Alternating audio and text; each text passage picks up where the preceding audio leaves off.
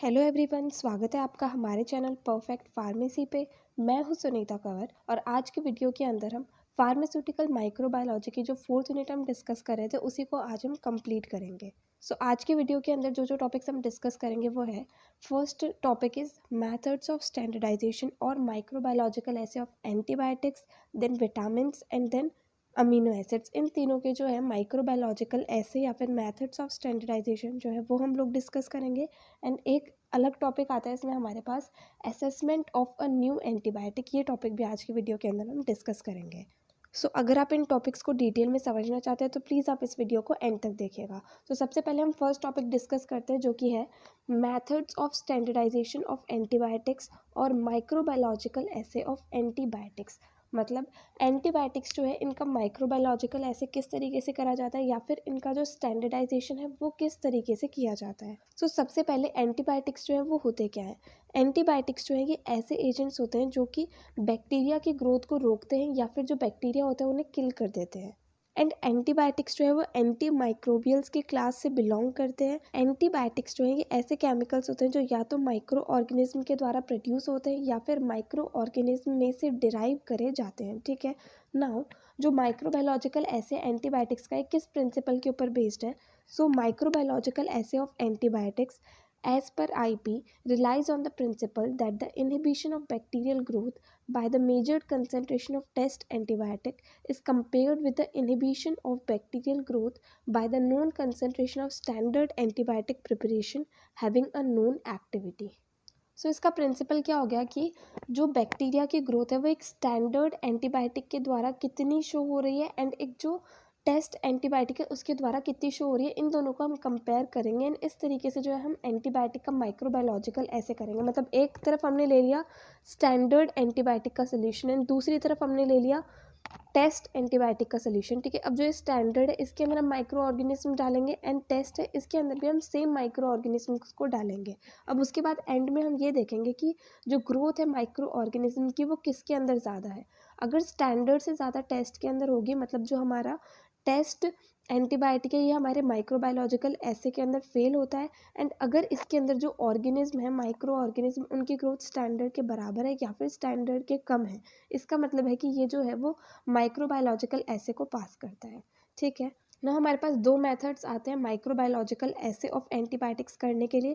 First is टर्बिडीमेट्रिक और tube ऐसे method and second is cup plate और सिलेंडर प्लेट मेथड। ठीक है, अब हम इन मेथड्स को डिस्कस करें उससे पहले हम क्या करेंगे, कुछ प्रिपरेशंस बनाई जाती है जिससे कि माइक्रोबायोलॉजिकल ऐसे को परफॉर्म करा जाता है। सबसे पहला क्या होता है कि जो मीडिया है, कल्चर मीडिया, उसे प्रिपेयर करा जाता है एंड बफर सोल्यूशन जो होता है उसे प्रिपेयर करा जाता है। देन सेकेंड, माइक्रो ऑर्गेनिजम्स को सिलेक्ट करा जाता है कि पर्टिकुलर एंटीबायोटिक के लिए कौन से माइक्रो ऑर्गेनिज्म को यूज़ करा जाएगा। देन एंटीबायोटिक्स के टेस्ट एंड स्टैंडर्ड सोल्यूशंस जो है उन्हें प्रिपेयर करा जाता है। ठीक है, इस तरीके से हम कुछ प्रिपरेशंस करते हैं। देन इसके बाद में हम देखते हैं कि जो ये फर्स्ट मेथड है टर्बिडीमेट्रिक और ट्यूब ऐसे मेथड, इसे हम किस तरीके से परफॉर्म करेंगे। ये वाला जो मेथड होता है ये बेस्ड होता है, इसके अंदर क्या कंपेयर करा जाता है कि एक तरफ एंटीबायोटिक प्रेजेंट नहीं है तो माइक्रोब्स की ग्रोथ कितनी होगी एंड दूसरी तरफ जो है एंटीबायोटिक का एक यूनिफॉर्म सोल्यूशन है तो उसके अंदर माइक्रो ऑर्गेनिजम्स की ग्रोथ कितनी होगी। उन दोनों को कंपेयर करा जाता है एंड कंपेयर करने का जो बेसिस होता है वो होता है टर्बिडिटी। दोनों की जो टर्बिडिटी होती है उससे कंपेयर करा जाता है, जिसके अंदर टर्बिडिटी लेस होगी वो एंटीबायोटिक जो है वो ज़्यादा इफेक्टिव होती है। नाउ नेक्स्ट आता है कि टर्बिडीमेट्रिक और ट्यूब ऐसे मेथड जो है इसका प्रोसीजर जो है वो किस तरीके से होगा। इसके अंदर सबसे पहले जो हम 3 कंट्रोल ट्यूब्स ले लेते हैं, इसमें से फर्स्ट ट्यूब के अंदर हम क्या करते हैं कि कल्चर मीडियम जो है उसे इनऑक्यूलेट कर देते हैं। ठीक है, सेकेंड मीडियम के अंदर हम क्या करते हैं, सेम वही इनऑक्यूलेटेड कल्चर मीडियम लेते हैं बट साथ ही साथ उसके अंदर क्या है 0.5 मिलीलीटर डाइल्यूट फॉर्मेल्डिहाइड सोल्यूशन भी ऐड करते हैं।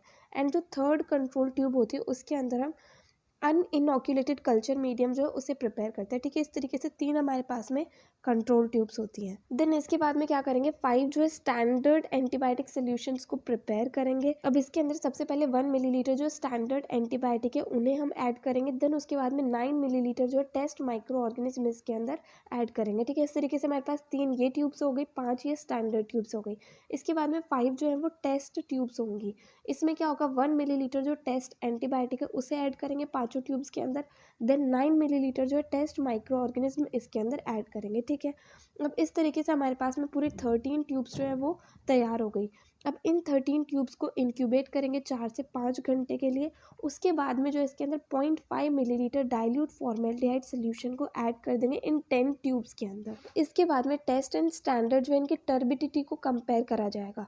टर्बिडिटी का मतलब क्या होता है कि उसके अंदर कितना धुंधलापन है, मतलब उसके अंदर कितना जो एंटीबायोटिक है वो माइक्रो ऑर्गेनिजम्स के द्वारा एब्जॉर्ब हुई है। तो जितनी ज़्यादा एंटीबायोटिक माइक्रो ऑर्गेनिज्म के द्वारा एब्जॉर्ब होगी उतनी कम जो है माइक्रोब्स की ग्रोथ हमें देखने को मिलेगी उसके अंदर। तो अगर टर्बिडिटी जो है वो ज़्यादा होगी तो इसका मतलब है कि माइक्रोब्स जो उसके अंदर बहुत ही कम अमाउंट में किल हुए हैं, मतलब वो एंटीबायोटिक जो है वो ज़्यादा इफेक्टिव नहीं है, ठीक है। तो मतलब इस तरीके से कि जैसे ये हमारे पास में 2 ट्यूब्स आ गई हैं, तो इनके अंदर टर्बिडिटी मतलब धुंधलापन अगर ज़्यादा है तो वो एंटीबायोटिक जो है वो लेस इफेक्टिव होगी, और अगर जो टर्बिडिटी है वो कम है तो मतलब वो एंटीबायोटिक जो है वो मोर इफेक्टिव होगी। तो इस तरीके से जो है टर्बिडीमेट्रिक या फिर ट्यूब ऐसे मेथड के द्वारा हम माइक्रोबायोलॉजिकल ऐसे करते हैं एंटीबायोटिक्स का। सेकेंड आता है हमारे पास में कप प्लेट और सिलेंडर प्लेट मेथड। इस मेथड के अंदर क्या होता है, this method relies on the diffusion of an antibiotic from a vertical cavity और a cylinder through the solidified agar layer in a petri plate.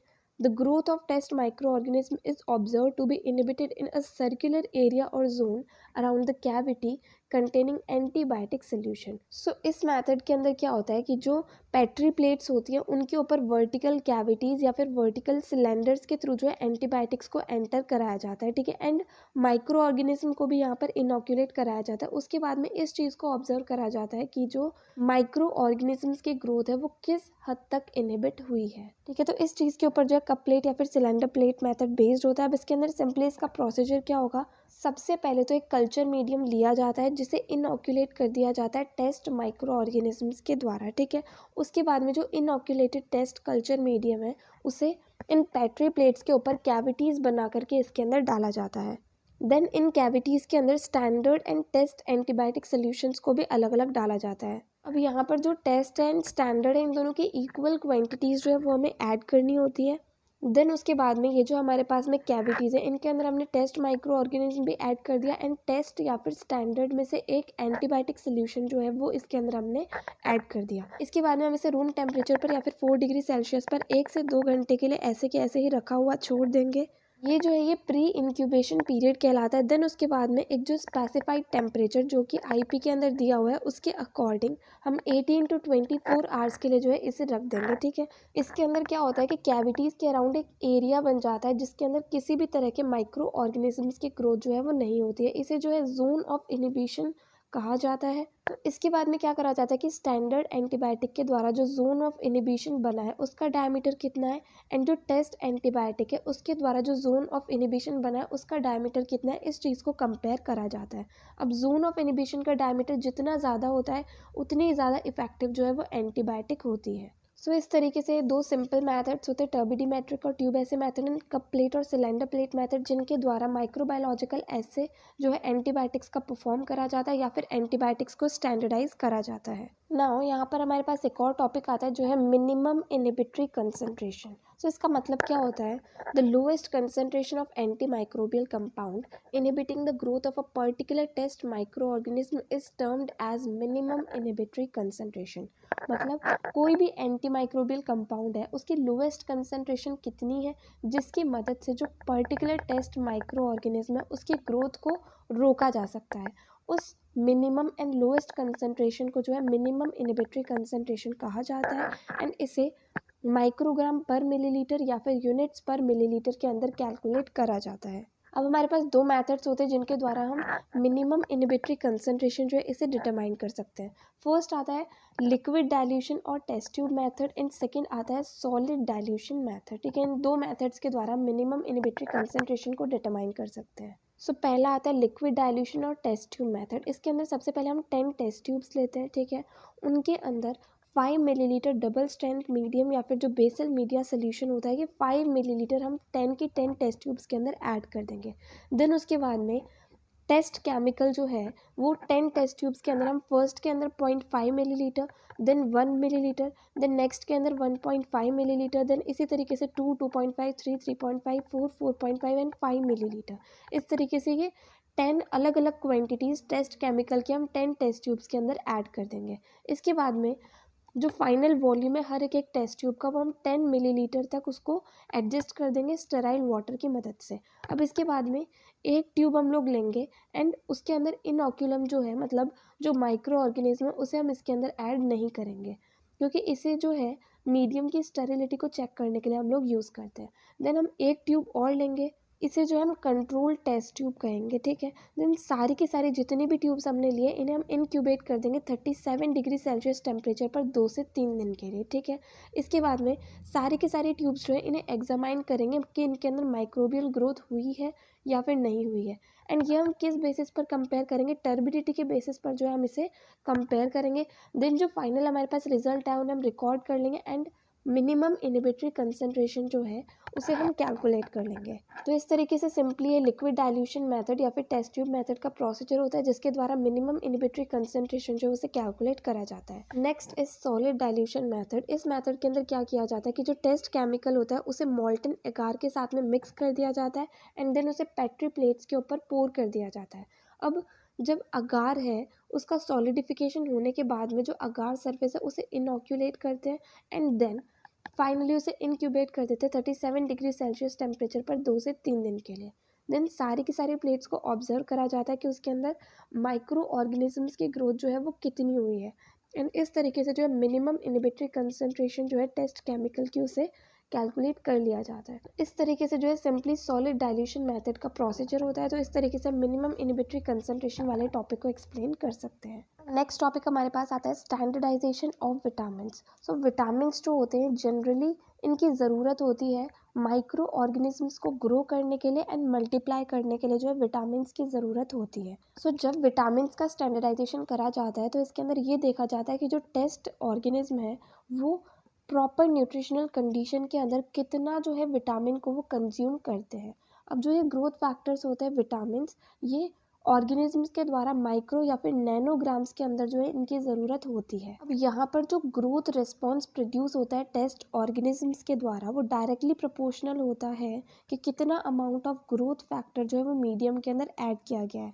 मतलब कि माइक्रो ऑर्गेनिज्म या किसी भी तरह के जो माइक्रोब्स है वो कितने ग्रो कर रहे हैं, ये चीज़ इसके ऊपर डिपेंड करती है कि हमने कितना ज़्यादा अमाउंट ऑफ ग्रोथ फैक्टर मतलब विटामिन जो है उस मीडियम के अंदर प्रोवाइड करे हैं।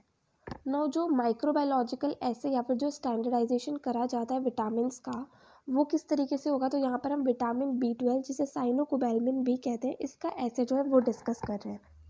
जो माइक्रोबायोलॉजिकल ऐसे होता है विटामिन B12 का, ये इस चीज़ के ऊपर बेस्ड होता है कि एक तरफ तो हमने टेस्ट ले लिया एंड दूसरी तरफ हमने स्टैंडर्ड ले लिया कि विटामिन की जो फिक्स कंसंट्रेशन है उसमें कितने नंबर ऑफ माइक्रो ऑर्गेनिजम्स जो है वो ग्रो करेंगे एंड दूसरी तरफ उसे हम जो है टेस्ट से कंपेयर करेंगे। अब ये जो कंपैरिजन होता है ये या तो टाइट्रीमेट्रिकली होता है या फिर टर्बिडिमेट्रिकली होता है। मतलब या तो उसके अंदर टाइट्रेशन करी जाती है या फिर उसकी टर्बिडिटी जो है उसे कंपेयर किया जाता है। सिंपली विटामिन B12 के माइक्रोबायोलॉजिकल ऐसे के अंदर क्या होता है, एक तरफ हम टेस्ट ले लेते हैं, एक तरफ हम स्टैंडर्ड ले लेते हैं, उन दोनों को कंपेयर करते हैं कि माइक्रो ऑर्गेनिजम्स की ग्रोथ जो है वो उनके अंदर किस तरीके से हो रही है। तो इसका प्रोसीजर हम लोग देखते हैं। सबसे पहले 10 टेस्ट ट्यूब्स को क्लीन करना है एंड उनके अंदर 0, 0.5, 1, 2, 2.5, 3, 3.5, 4, 4.5 एंड 5 मिलीलीटर जो स्टैंडर्ड विटामिन B12 सोल्यूशन है वो उनके अंदर ऐड करना है। देन हर एक ट्यूब के अंदर 5 मिलीलीटर बेसल मीडियम सोल्यूशन जो है उसे ऐड करना है। देन हर एक टेस्ट ट्यूब के अंदर जो फाइनल वॉल्यूम है उसे हम 10 मिलीलीटर तक एडजस्ट कर देंगे स्टेराइल वाटर की मदद से। देन 4 टेस्ट ट्यूब्स अलग से हम लोग लेंगे जिनके अंदर 1, 2, 3 एंड 4 मिलीलीटर जो है हम टेस्ट सोल्यूशन को ऐड करेंगे, जिसका हमें ऐसे करना है। अब इन चारों ट्यूब्स के अंदर भी 5 millilitre basal medium solutions add कर देंगे एंड फाइनल वॉल्यूम जो उसे 10 मिलीलीटर तक एडजस्ट कर देंगे स्टेराइल वाटर की मदद से। इसके बाद में सारी की सारी टेस्ट ट्यूब्स जो उन्हें स्टेरिलाइज कर दिया ऑटोक्लेव के अंदर 121 डिग्री सेल्सियस टेम्परेचर पर 15 मिनट के लिए, ठीक है। देन सारी की सारी टेस्ट ट्यूब्स को कूल कर दिया रूम टेम्परेचर पर। सारी की सारी ट्यूब्स को कूल करने के बाद में जो वो ट्यूब्स है उनके अंदर ड्रॉप ऑफ इनऑक्यूलम मतलब drop of test micro organism जो है उन्हें हम इनऑक्यूलेट कर देंगे।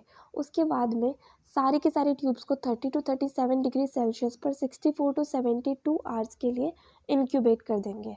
अब इनक्यूबेशन के बाद में जो टर्बिडिटी है हर एक टेस्ट ट्यूब के अंदर उसे कंपेयर किया जाएगा स्पेक्ट्रोफोटोमीटर को यूज़ करते हुए, ठीक है। अब जो टेस्ट सोल्यूशन है उसकी कंसंट्रेशन को कैलकुलेट करेंगे कैलिब्रेशन कर्व ग्राफ को यूज़ करते हुए। तो इस तरीके से जो है कंप्लीट स्टैंडर्डाइजेशन या फिर जो माइक्रोबायोलॉजिकल ऐसे होता है विटामिन्स का वो किया जाता है। एंड में जो है इसके अंदर टर्बिडिटी को कंपेयर करा जाता है, उसके बेसिस पर पता चलता है कि जो ग्रोथ है माइक्रो ऑर्गेनिजम्स की वो किस तरीके से हुई। नाउ नेक्स्ट हम डिस्कस करेंगे स्टैंडर्डाइजेशन ऑफ अमीनो एसिड्स और microbiological assay of amino acids. तो जो अमीनो एसिड्स होते हैं ये भी विटामिन्स की तरह जो माइक्रो ऑर्गेनिजम्स हैं उनके ग्रोथ एंड रेप्लिकेशन के लिए इम्पॉर्टेंट होते हैं। इनके माइक्रोबायोलॉजिकल ऐसे के अंदर भी सिंपली यही होता है कि एक तरफ हम टेस्ट ले लेते हैं, एक तरफ हम स्टैंडर्ड ले लेते हैं, देन उनके अंदर माइक्रो ऑर्गेनिजम्स को इनोकुलेट कर लेते हैं। एंड में जो है ग्रोथ को हम लोग ऑब्जर्व करते हैं कि कितनी ग्रोथ हुई और कितनी नहीं हुई। यहाँ पर जो है ग्रोथ को टर्बिडीमेट्री के द्वारा मेजर करा जाता है या फिर दूसरा ये देखा जाता है कि उसके अंदर लैक्टिक एसिड प्रोडक्शन जो है वो कितना हो रहा है। नाउ जो स्टैंडर्डाइजेशन है अमीनो एसिड्स का, इसके अंदर दो साइंटिस्ट हैं गुथरी एंड सूसी। इनका जो है बहुत ही इंपॉर्टेंट रोल था। इन्होंने जो माइक्रोबायोलॉजिकल ऐसे होता है अमीनो एसिड्स का उसका एक मॉडिफाइड वर्जन दिया था, जिसके अंदर इन्होंने क्या करा था कि जेल्स के अंदर जो डिफ्यूजन होता है उस चीज़ को इन्होंने ऑब्जर्व करा था। क्लिनिकल बायोकेमिस्ट्री लेबोरेटरीज के अंदर ब्लड सैंपल्स की स्क्रीनिंग के लिए एनफिनाइल एलेनिन का जो लेवल इंक्रीज हो जाता है इन सब चीज़ों को ऑब्जर्व करने के लिए। इस टेस्ट को जो है गुथरी टेस्ट कहा गया था एंड इसे मोस्ट वाइडली जो अभी यूज़ करा जाता है अमीनो एसिड का माइक्रोबायोलॉजिकल ऐसे करने के लिए। ये टेस्ट जो है इसे अगार लेयर के ऊपर कैरी आउट करा जाता है, जिसके अंदर क्या करा जाता है एक सस्पेंशन लिया जाता है बैसिलस सबटाइलिस स्पोर्स का एंड जो मिनिमम अमाउंट है ग्रोथ न्यूट्रिएंट्स की उनको लिया जाता है। एंड इसके अंदर एक फिक्स्ड अमाउंट डाला जाता है बीटा 2 थाइइनाइल एलेनिन का। अब इसके अंदर जो फिल्टर पेपर डिस्क होती है 4 मिलीमीटर डायमीटर की, उन्हें ब्लड के अंदर सोक कर लिया जाता है, नगार सरफेस के ऊपर रख दिया जाता है। एंड साथ ही साथ जो फिनाइल एलेनिन स्टैंडर्ड वाली ब्लड सोक डिस्क होती है उसे भी वहाँ पर रख दिया जाता है। अब ये जो अगार प्लेट्स होती है स्टैंडर्ड वाली एंड टेस्ट वाली, इन्हें इंक्यूबेट करा जाता है 37 डिग्री सेल्सियस टेम्परेचर पर पूरी रात के लिए। नो यहाँ पर बैक्टीरियल ग्रोथ जो है वो तभी देखने को मिलेगी जब फिनाइल एलेनिन की कंसंट्रेशन जो है ब्लड डिस्क के अंदर वो सफिशिएंट होगी कि वो ओवरकम कर पाएगी बीटा 2 थाइइनाइल एलेनाइन के इफ़ेक्ट्स को। नो इसके अंदर ग्रोथ किस हिसाब से ऑब्जर्व करी जाती है कि हर एक डिस्क के अराउंड जो है वो जोन ऑफ ग्रोथ कितना बना है उसके बेसिस पर जो है ग्रोथ को ऑब्जर्व करा जाता है। अब नेक्स्ट डे क्या होता है कि जो हर एक जोन ऑफ ग्रोथ है उसका डायमीटर जो है उसे कंपेयर करा जाता है फिनाइल एलेनिन वाले जोन से। तो इससे हमें पता चल जाता है कि कितनी ग्रोथ माइक्रो ऑर्गेनिजम्स की हो रही है और कितनी नहीं हो रही। इस तरीके से जो है अमीनो एसिड्स का स्टैंडर्डाइजेशन किया जाता है। Next topic is assessment of a new antibiotic. तो इसका मतलब क्या होगा कि किसी नई एंटीबायोटिक की डिस्कवरी करना। तो न्यू एंटीबायोटिक की डिस्कवरी कब हमें करनी पड़ती है, जैसे कोई बैक्टीरिया है वो एक एंटीबायोटिक को यूज़ करने से उसकी ग्रोथ जो है वो इनहिबिट हो रही है तो कोई दिक्कत नहीं है। बट कुछ उस बैक्टीरिया का नया स्ट्रेन आ गया जिसकी वजह से क्या हुआ कि उसकी ग्रोथ जो है एंटीबायोटिक की मदद से रुक नहीं रही है। तो इसलिए हमें क्या करना होगा कि नई एंटीबायोटिक को इंट्रोड्यूस करना होगा जिसकी मदद से जो बैक्टीरिया उसकी ग्रोथ रुक जाए, क्योंकि एंटीबायोटिक का मेन फंक्शन यही होता है कि बैक्टीरिया की या फिर जो कोई भी माइक्रोब्स है उनकी ग्रोथ को रोकना। तो जब वो ये फंक्शन परफॉर्म नहीं कर पाते हैं तो उसके लिए हमें नई एंटीबायोटिक्स जो है वो इंट्रोड्यूस करनी होती है। जब कोई पर्टिकुलर एंटीबायोटिक जो है वो एक माइक्रोब के अगेंस्ट में इफेक्ट प्रोड्यूस नहीं कर पा रही है तो उस चीज़ को जो है एंटी माइक्रोबियल रेजिस्टेंस कहा जाता है। और ये तब होता है जब कोई भी माइक्रोब हो गया जैसे बैक्टीरिया, वायरस, फंजाई, पैरासाइट्स, ये चेंज हो जाते हैं जिसकी वजह से क्या होता है कि मेडिकेशंस जो होती है वो उनके ऊपर काम नहीं कर पाती हैं। तो अगर नई एंटीबायोटिक्स को इंट्रोड्यूस नहीं करा जाएगा तो पेशेंट क्या होगा, वो मर जाएगा। इसलिए न्यू एंटीबायोटिक्स या फिर न्यू एंटी माइक्रोबियल एजेंट्स जो हैं उन्हें इंट्रोड्यूस करना बहुत ही ज़रूरी हो जाता है। एंड वो जो न्यू एंटीबायोटिक्स है वो इस तरीके से बनाई जानी चाहिए कि जो माइक्रोब जो है वो किसी तरीके से चेंज हो गया है तो वो उसके ऊपर भी इफेक्टिव हो, इसलिए जो है न्यू एंटीबायोटिक को बनाना ज़रूरी होता है। नाउ न्यू एंटीबायोटिक्स बनाने के लिए हमारे पास रीजंस क्या क्या हैं। पहला मेन रीज़न ये है कि जो एंटी माइक्रोबियल रेजिस्टेंस है वो बहुत ज़्यादा इंक्रीज़ हो रही है। मतलब जो माइक्रोब्स है वो अपने स्ट्रक्चर को अपने अकॉर्डिंग मतलब चेंज कर लेते हैं तो पुरानी एंटीबायोटिक उनके ऊपर काम नहीं करती है एंड रेजिस्टेंस वो शो करती है। तो इसलिए बहुत ज़्यादा ज़रूरी हो गया है कि जैसे जैसे नए पैथोजेंस हो रहे हैं, जैसे जैसे वो अपनी फॉर्म्स को चेंज कर रहे हैं, वैसे वैसे हमें न्यू एंटीबायोटिक्स जो हैं वो भी बनानी होंगी। दूसरा रीज़न ये है कि जब हम एक पेशेंट को न्यू एंटीबायोटिक से ट्रीट कर देते हैं, तो जो वो डिज़ीज़ है, जो उस माइक्रो ऑर्गेनिज़्म की वजह से फैल रही है, वो जो है वो स्प्रेड नहीं होती है पॉपुलेशन के अंदर। नेक्स्ट पॉइंट इज़ इन्फेक्शन को ट्रीट करने के साथ-साथ एंटीबायोटिक क्या करती है, ये दूसरे टाइप के ट्रीटमेंट जो हमें करने पड़ते हैं, जैसे सर्जरी या कीमोथेरेपी हो गया, इसके रिस्क को भी कम कर देती है। मतलब उसके बाद में हमें इन ट्रीटमेंट्स की ज़रूरत नहीं होती है, इसलिए न्यू एंटीबायोटिक को बनाना जो है वो बहुत ज़्यादा ज़रूरी है। तो ये थे कुछ पॉइंट्स जो कि प्रूव करते हैं कि न्यू एंटीबायोटिक्स जो है उनकी डिस्कवरी होना बहुत ज़्यादा ज़रूरी है, उनकी मैन्युफैक्चरिंग होना बहुत ज़्यादा ज़रूरी है। सो यहाँ पर जो है फार्मास्यूटिकल माइक्रोबायोलॉजी की 4th यूनिट कंप्लीट होती है। अगर आपको इस वीडियो के अंदर कोई भी डाउट आया तो वो आप कमेंट सेक्शन में पूछ सकते हैं। एंड अगर आपको ये वीडियो हेल्पफुल लगी हो तो प्लीज़ आप इस वीडियो को लाइक करना, ज़्यादा से ज़्यादा लोगों को शेयर करना और चैनल को सब्सक्राइब करना। थैंक यू सो मच इस वीडियो को एंड तक देखने के लिए एंड चैनल को सपोर्ट करने के लिए।